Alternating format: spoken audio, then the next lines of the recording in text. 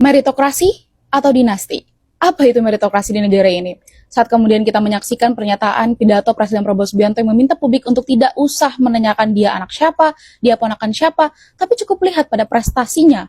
Dan secara bersamaan pula kita menyaksikan ponakan presiden kita terpilih menjadi deputi gubernur BI dibanding dua kandidat atau kandidat-kandidat lainnya yang secara pengalaman, karir, kerja keras, prestasi itu bahkan mungkin jauh. Ini bukan cuma soal prestasi, tapi juga ngomongin soal proses seleksi yang adil, transparan, dan juga jujur.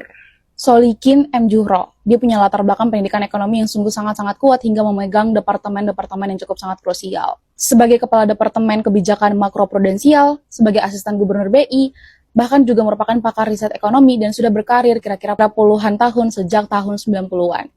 Diki Kartikoyono, ia juga sudah mengabdi sejak puluhan tahun sejak tahun 90-an.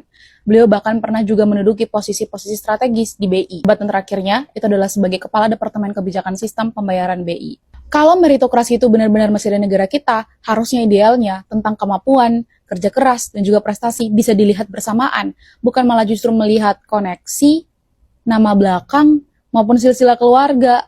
Apalagi kita juga sama-sama tahu bahwa BI itu adalah merupakan sebuah lembaga independen, di mana untuk mencapai sebuah jabatan yang tinggi, biasanya untuk jadi pejabat di sana, seseorang harus kemudian merangkak dari bawah. Paham tentang makroekonomi sedalam lautan, dan punya jam terbang yang tinggi, bukan punya koneksi yang...